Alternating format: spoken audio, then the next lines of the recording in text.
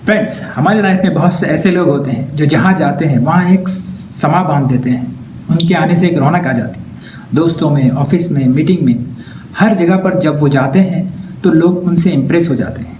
वो एक अपना असर छोड़ते हैं, एक इफेक्ट छोड़ जाते हैं। Welcome in my motivational programme. मैं आपका मोटिवेशनल स्पीकर शाकिर शेख। चलिए चलते हैं हमारे पॉइंट की तरफ।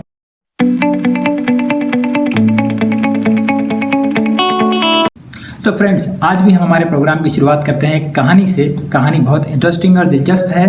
कहानी पर जाने के पहले मैं आप लोगों से गुजारिश करूंगा कि अगर आपने मेरा चैनल सब्सक्राइब नहीं किया है तो प्लीज़ उसे सब्सक्राइब कर लीजिए। नीचे जो बेल का आइकन दिख रहा है उसे प्रेस कर दीजिए।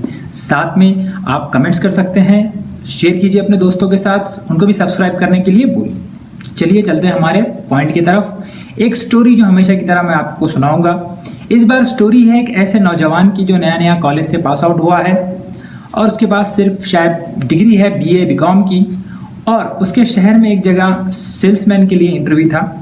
और जिस जगह पर वो जा रहा था, वो जो मालिक था उसके पास एक 5 स्टोर रूम थे उसके उस शहर में, अलग अलग जगहों पर। और उसके पास उसने जो सेल्स एग्जीक्यूटिव के लिए अपॉर्चुनिटी रखी थी, वहाँ पर रिक्वायरमेंट था कि MBA चाहिए, सेल्स में क्वालिफिकेशन चाहिए, एक्सपीरियंस चाहिए। लेकिन इस लड़के के पास कोई एक्सपीरियंस नहीं, MBA नहीं, एक मामूली सी डिग्री लेकर ये इंटरव्यू देने चला गया। जैसे ही उस सर के पास इंटरव्यू देने गया और जब इसका नंबर आया तो सर ने जब इसका इंट्रोडक्शन लिया और इसका फाइल ओपन करके देखा तो ऑब्जर्व किया कि इसके पास MBA नहीं है, सेल्स का कोई एक्सपीरियंस नहीं है। तो उसने उसको वही पूछा कि बॉस, आपके पास कोई एक्सपीरियंस तो है नहीं, तो आप किस बिना पर ये जॉब चाहते हो? आप तो इस जॉब के लिए क्वालिफाई नहीं हो। उस लड़के ने उसको बोला कि सर, आपकी जो रिक्वायरमेंट है शायद वो रिक्वायरमेंट में फिट नहीं बैठता हूँ, लेकिन मैं आपको एक रिक्वेस्ट करता हूँ कि आप मुझे आपके कोई भी एक शॉप पर रख दीजिए और 1 महीने का चांस दीजिए। अगर 1 महीने में मैंने वहाँ पर अपने परफॉर्मेंस से सेल नहीं बढ़ाई तो आप बेशक मुझे 1 महीने के बाद तनख्वाह भी मत दीजिएगा और नौकरी से निकाल दीजिएगा। अब वो सेठ बहुत शाना था। उसने सोचा कि चलो 1 महीने के लिए ये आदमी काम कर लेगा, परफॉर्म तो नहीं कर पाएगा, अगर कर गया तो अच्छा सेल्समैन मिल जाएगा, नहीं करेगा तो नौकरी से निकाल दूंगा, 1 महीना फ्री काम कर देगा। तो उसने उसको एक सेल्स मैन के तौर पर एक अपनी शॉप पर रख दिया और उस शॉप पर ये काम करने लगा। इसने ज्वाइन करने के बाद 15-20 दिन में सेठ ने ये ऑब्जर्व किया कि ये लड़का जिस शॉप पे काम कर रहा है उसकी सेल्स सच में बढ़ गई है, बाकी अदर उसके शॉप्स को कंपेयर करने के बाद। तो इसने सोचा चलो इसकी दुकान पे जाके देखते हैं कि ये क्या कर रहा है। तो ये जब गया दुकान पर तो उसने छुपके से देखा कि ये लड़का एक कस्टमर से बात कर रहा है और कस्टमर को कुछ बेच रहा है। बेचता है वो मछली पकड़ने का सामान कस्टमर को। कस्टमर से ये लड़का कह रहा है कि सर, आप मछली पकड़ने जा ही रहे हो तो समंदर के किनारे पे तो मछलियाँ नहीं मिलेगी, आपको समंदर में थोड़ा डीप जाना पड़ेगा। फिर उसके लिए आप कुछ खाने पीने के आइटम लेके चले जाइए, चिप्स वगैरह उसने दे दिए, बियर वगैरह लेके चले जाइए, ज़्यादा टाइम लगेगा, बोर हो जाओगे तो मछली पकड़ने का जाला ले लीजिए, और आपको अंदर समंदर में दूर जाना है तो बोट भी ले लीजिए। आप फॉर्मल कपड़े में लग रहे हो तो फॉर्मल कपड़े पहनकर आप मछली पकड़ने जाओगे तो मज़ा नहीं आएगा, उसके हिसाब से आप कैजुअल ले लीजिए। ऐसे ही करते करते उसने मछली पकड़ने के लिए जो जो चीज़ों की ज़रूरत होती है, इवन बोट के साथ सब कुछ उस कस्टमर को बेच दिया। 1-1.5 लाख का बिल बन गया। सेठ देखकर बहुत खुश हो गया कि यार तो बहुत कमाल का आदमी। वो उस लड़के के पास गया और उसको बोला कि यार तो बहुत कमाल का आदमी। वो कस्टमर मामूली सा एक मछली पकड़ने के लिए जाला लेने आया था, एक नेट लेने आया था, और तूने उसको बातों बातों में बोट तक बेच दी और टोटल बिल उसका 1-1.5 लाख के आसपास कर दिया। तो उस लड़के ने उसको कहा कि सर, आपको किसने कहा कि वो जाला खरीदने आया? तो बॉस पूछता है कि बॉस फिर वो क्या खरीदने आया था? वो आदमी आया था खरीदने के सर में दर्द दे रहा है और उसके लिए उसको एक टैबलेट चाहिए थी। तो मैंने उसको बोल दिया कि फिशिंग कर लीजिए और उससे सर दर्द कम हो जाएगा। साथ में बातों बातों में उसने बता दिया कि उसको वीकेंड को 2-3 दिन की छुट्टी मिली है।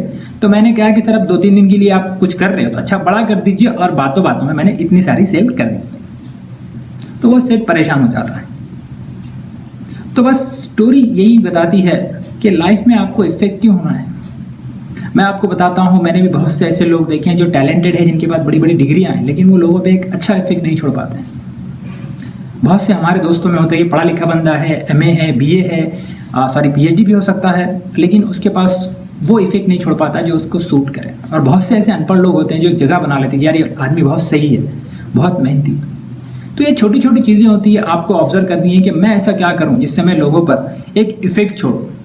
एक सिंपल सी बात बोलता हूं कि लाइफ में अगर आपको आगे बढ़ना है तो सिर्फ स्मार्ट होना ज़रूरी नहीं है, उसके साथ आपको इफेक्टिव भी होना ज़रूरी है। जब तक आप आपका इफेक्ट, चाहे आपके ऑफिस के काम में हो, दुकान में हो, या कोई और आप अदर फील्ड में हो, कॉलेज में हो, या कोई खुद का बिजनेस करते हो, आपको आपका एक इफेक्ट लोगों पे छोड़ना पड़ेगा, जैसे धीरू भाई अंबानी ने किया था।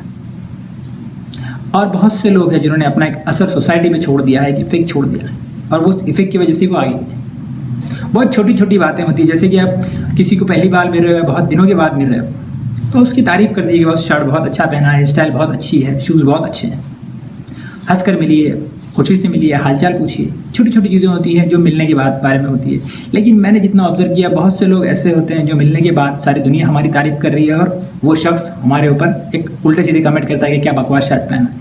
अगर आपको फीडबैक भी देना है तो अकेले में लाके दे सकते हो सबके सामने। इससे एक इफेक्ट आप लोगों पे छोड़ोगे। और बहुत से चीज़ें हैं जो मैं आपको इस वीडियो में नहीं बता पाऊंगा। आप चाहे तो गूगल कर सकते हैं कि हाउ टू इम्प्रेस पीपल और how to be effective person.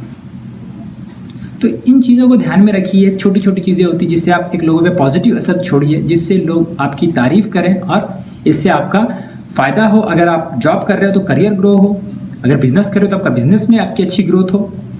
तो ये छोटी छोटी चीज़ें आपको ध्यान रखनी है। उम्मीद करता हूँ ये स्टोरी से एक अच्छा सा मैसेज आपको मिला होगा, जो कि मुझे भी बहुत अच्छा लगा था। और कोशिश कीजिए एक आपका अच्छा असर छोड़ने की। ज़्यादा इतना बताना चाहूँगा कि अभी भी कोरोना का खतरा ख़त्म नहीं हुआ है, वायरस अभी भी एक्टिव है। बहुत से हमारे पास इंडिया में काउंट बढ़ता जा रहा है पेशेंट्स का। तो गवर्नमेंट ने लॉकडाउन किया है, तो लॉकडाउन में प्लीज़ अपने घर में रहिए, सेफ रहिए। और जो भी प्रिकॉशंस आपको यूज़ करने को कहा गया है, हाथ धोने के लिए, सैनिटाइजर यूज़ करने के लिए, मास्क पहनने के लिए, अगर आप ज़रूरत के लिए बाहर जा रहे हो तो इन सारे प्रिकॉशंस का ध्यान रख कर जाए।